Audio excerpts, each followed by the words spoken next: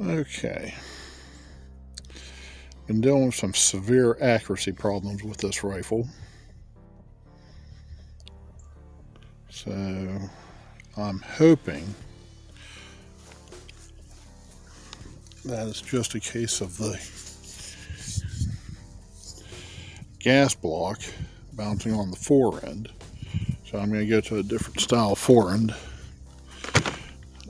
The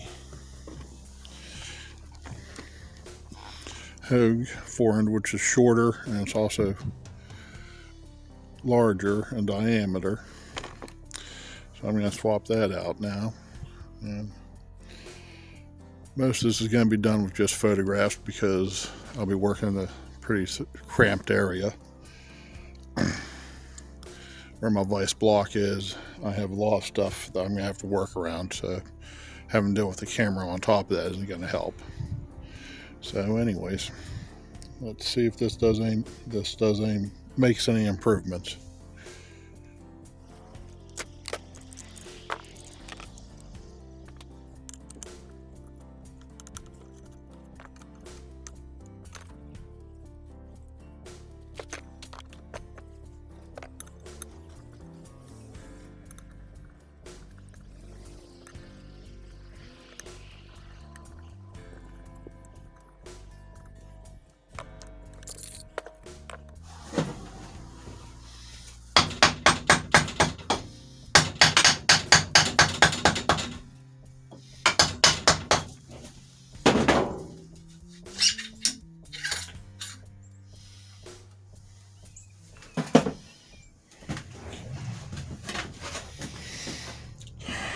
Remove the muzzle device. That might be as much of the problem as anything else.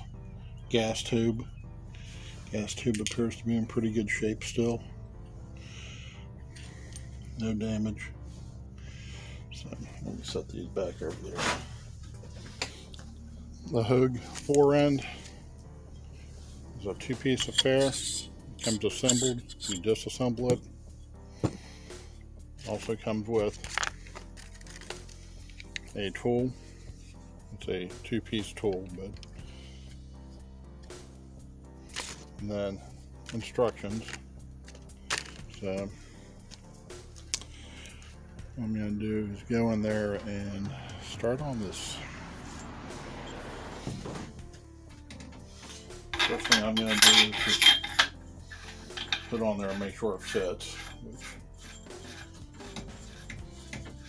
it does.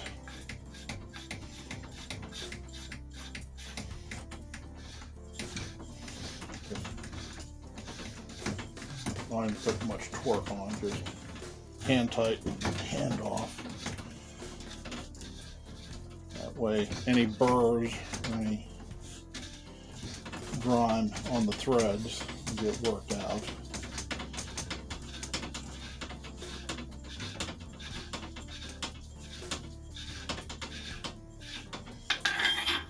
I'm going to take that off.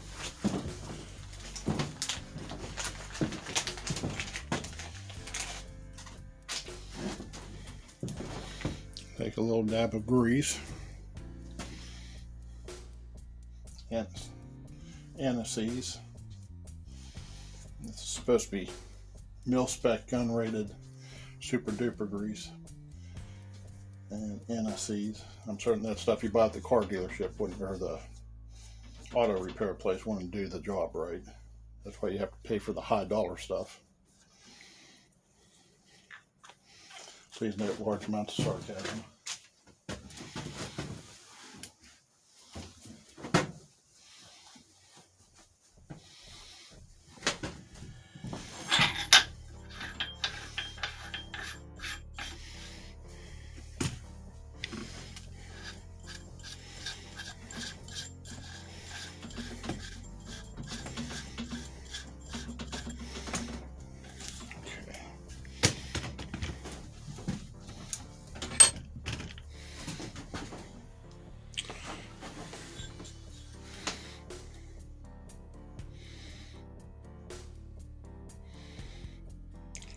I don't know how well you can see that, but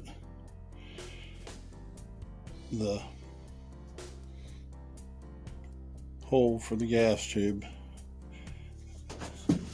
Comes in halfway between two of the holes for the gas tube on the nut. So Hogue suggests taking it to the what would be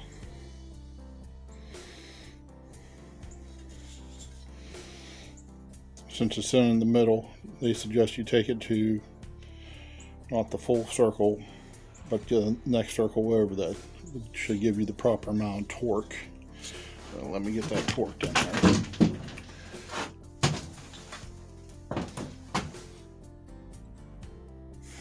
there. Okay, using the provided barrel wrench, let's get some focus going on there. It's a friggin' joke. Keeps breaking apart on me.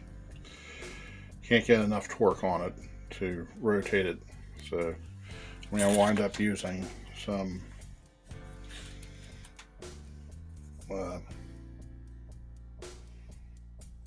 shims in there, which is what I was hoping to avoid doing. But so let's see if I can get this in there any better. Okay, it's been difficult using their tool, and the tool is just, I think junk is a pretty good way to describe it. So wound up having to use a pair of channel locks with an old t-shirt wrapped around it. And I still managed to gouge the hell out of it. The DPMS tube actually is solid right up to the threads, and you can get your regular gunsmith tool on there and torque it to the proper specifications, whereas Colt and Hogue it's just a, they tell you to use a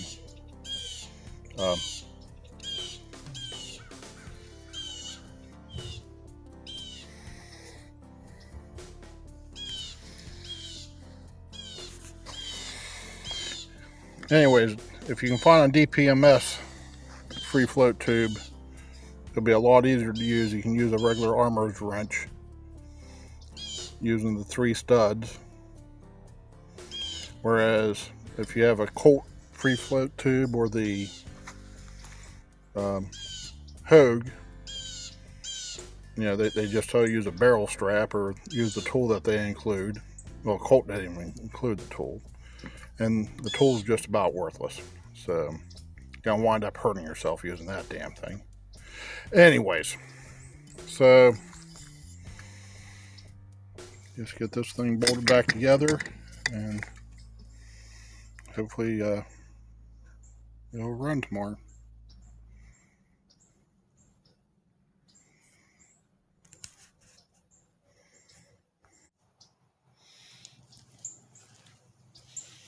Okay, I went ahead and set the torque at 25 inch-pounds.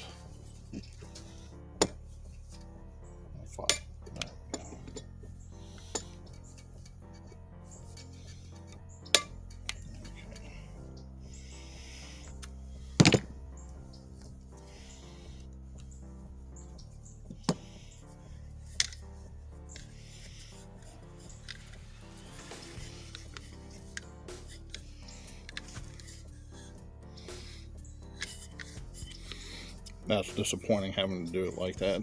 I'm certain I could have found some way to do it other than that, but I'm tired of fucking with this.